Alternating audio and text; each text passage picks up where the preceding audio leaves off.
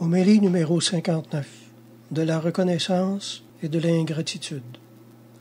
La reconnaissance attire les bienfaits, dit la sagesse antique.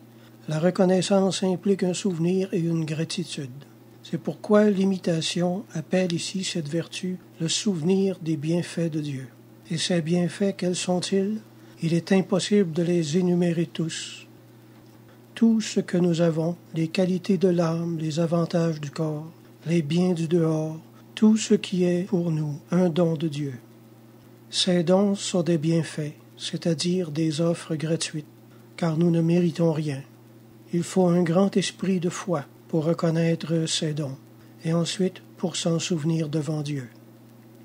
Mais ce qui paraît le plus héroïque encore, c'est de savoir reconnaître comme un bienfait de Dieu avoir été privé des biens du monde. L'inégalité du partage des dons est un mystère insondable. La foi seule en l'avenir peut nous en consoler.